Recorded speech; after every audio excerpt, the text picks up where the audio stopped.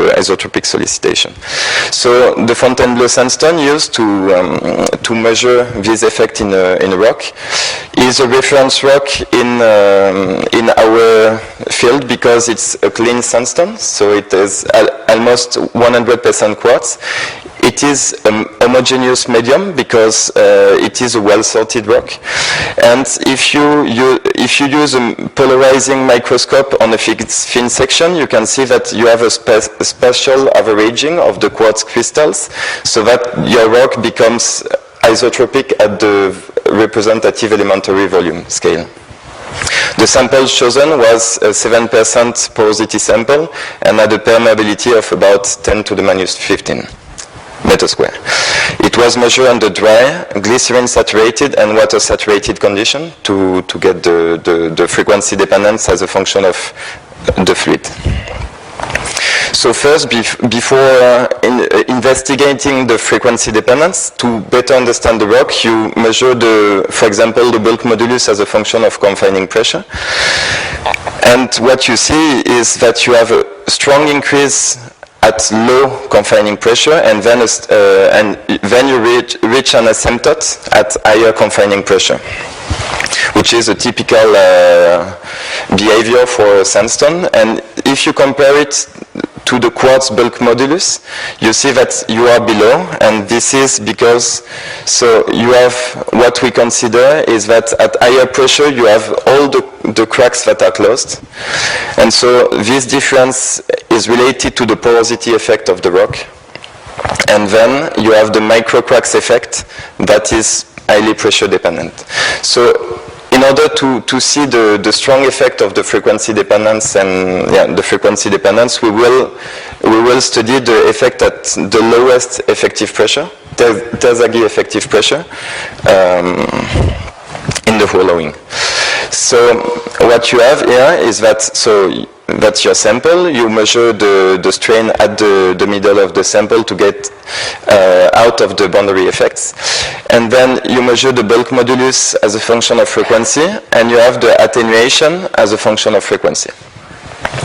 So you are on dry condition. So on dry condition you have a constant bulk modulus and almost constant attenuation. Then if you introduce the water in the sample, you have a bulk modulus which is not frequency dependent and attenuation not frequency dependent. And the bulk modulus under dry condition is almost equal to the bulk modulus under water saturated condition. And then if you introduce glycerin, what you see is that you have a strong frequency dependent increase of the bulk modulus that relates to a strong attenuation peak that goes up to 0.25. And if you use, for example, a Zener model to try to see if there is a correspondence between the bulk modulus increase and the attenuation, you see that the increase from there to there correspond to an attenuation peak that is as high as there. So you are in case of an attenuation, dispersion attenuation effect. But then what would be the cause of this attenuation dispersion attenuation effect? So you have a second information that you can get from the experiment, which is, so by closing the pore, the lines with a valve and measuring the pore pressure in the dead volume that you created, you can measure the build-up pressure in the dead volume during the confining stress oscillation. So to understand this, this measurement, so the system is experimentally endrained, and the system is the system is both the sample and the dead volume. So meaning that the sample is not undrained, but well, the system is undrained. So if you consider the ratio between the pore pressure, the pore build-up pressure and the confining pressure, you can define what we call a pseudo-Skempton coefficient. It's a pseudo because it's a dynamic response of the build-up pressure as a function of frequency. And to better understand it, what you have is that if there is a PF that tends to 0 as a function of frequency, it means that there is no fluid flow out of the sample, meaning that the sample is undrained. If the pseudo-Skempton coefficient is positive, then you have a poor fluid build-up pressure, and it means that you have fluid flow out of the sample. So what we do again is measure the pressure oscillation as function of acquisition time. So you have an example in case of water saturated sample, and you get the pore pressure as a function of confining pressure. The linear regression gives you the Skempton coefficient. So if you look at the pseudo-Skempton coefficient as a function of frequency in case of water saturation and glycerin saturation, what you can see is that under water saturation you have almost no frequency dependence, and under glycerin saturation you have a huge frequency dependent decrease, starting from very low frequency, a large Skempton coefficient, and at higher frequency, a pseudo-Skempton coefficient that tends to 0, meaning that you have no fluid flow out of the sample. So you are in presence of a frequency-dependent fluid flow out of the sample. If you correlate the bulk modulus variation as function of frequency and the hydraulic response that you measured, you are in case of the threshold after this dispersion is related to no fluid flow out of the sample. So this dispersion attenuation effect we show experimentally that it's related to the drain to undrain transition. So then you could wonder why there is this big difference between water saturation and glycerin saturation. To understand this difference, we go back to the theoretical cutoff frequencies. So in the case of the drain to undrain transition, Clary defined a cutoff frequency that is dependent of different parameters, but in particular to the viscosity of the fluid. So if you look at the viscosity of water and glycerin, you see that they are very different. And so to compare the measurements by accounting for the viscosity of the fluid, what we do is defining an apparent frequency that is normalizing the viscosity effect. And then by using this apparent frequency, we shift right the glycerin measurement and left the air viscosity, the air measurement.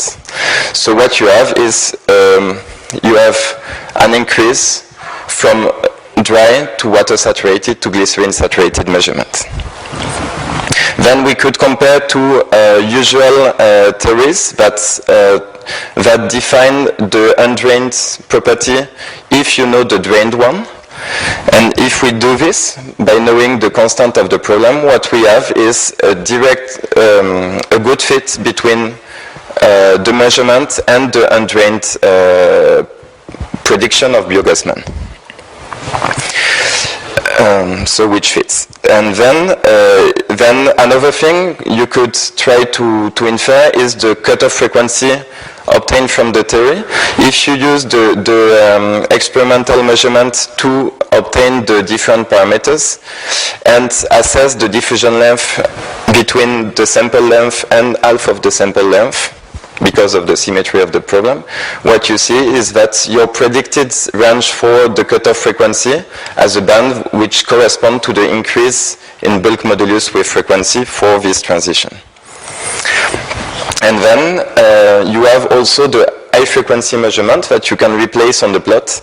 And then what you can see is that you have a huge difference between the measurement at highest frequency here and the measurement with ultrasonic measurement, meaning that you can have a second transition. And this second transition, if you try to relate it to the drain to undrained to unrelaxed transition defined by O'Connell and Budiansky, this transition can again be normalized by the frequency, by the viscosity of the fluid. And knowing the problem parameters that are obtained experimentally again, what you get is that your cutoff frequency is here of about 1 kilohertz. So you would have a second transition. Well, you have a difference between elastic regimes that would correspond to the second transition. So up to now, we were able to measure directly a transition and a dispersion attenuation effect from drain to undrained regime, but yeah, would you have another transition? So we can use the axial solicitation that can go up to 100 Hertz, and by using the glycerin you can go very high in apparent frequency. And using this axial solicitation with Young modulus as function of apparent frequency, what we obtained is a direct increase. So you normalize again by the viscosity, and you have a direct increase from water to glycerin saturated up to the high frequency regime. So then we were able to measure a strong increase that could relate to the dispersion attenuation effects for the second transition. Yeah, I'm finished. And then, so another point that is that if we want to compare measurement in the lab and measurement in the field, you have to consider the burial effect, or the effect of the confining pressure that is applied to the rock. Then, so what I showed was the result at lowest effective pressure, in which you have a huge dispersion attenuation effect. If you compare, so for the bulk modulus, if you compare to what you have at higher effective pressure, what you see is that you have a very low dispersion attenuation effect. And you have this for the bulk modulus and for the Young modulus, which is consistent with the fact that there is a huge microcrack effect or compressibility effect of the rock on this dispersion attenuation effect. So what we were able to show, to measure directly experimentally, is for the drain to undrain transition, we measured both the consequence of this transition and the cause of this transition. And for this given sample, it was consistent with biogas man theory. And for the relaxed to unrelaxed transition, we were able to measure a large and monotonous increase in Young modulus, which is consistent with fluid flow and effective medium theories. And all these dispersion attenuation effects kind of disappear above 10 megapascal effective pressure, which is due to the microcrack density. Okay, thanks a lot. One question. Look, I'm sure that you want to ask. Okay. Okay. I just wanted to have your opinion about the fact that in the field and in the lab, permeability can be very different. The permeability? Of the rock in the large the field can be very different from the permeability. Yeah. I would say that this comparison assumes that we are in case of homogeneous material. In the field, for example, you don't have often a homogeneous reservoir. You have a lot of fractures and so on. So then it's another aspect to consider afterwards. I guess when you speak about the different kind of permeabilities, you would speak about the medium and then the fractures that cut the medium. Yeah, even in the absence of fractures, the medium can be not perfectly homogeneous as a sample could be. Yeah. So the permeability could be very different in the field and in the lab. Yeah, and yes, and actually that's, well, maybe it will go further, but that's actually why it is, I think, possible to measure a drain to, it relates to the fact that people think that in the field you are undrained, because the frequency of the measurement makes it so that your medium is supposed to be undrained. But due to the difference due to the inhomogeneity of the medium, possibly you could have a drained or undrained properties, if you understand what I mean. So that's actually a point that yeah.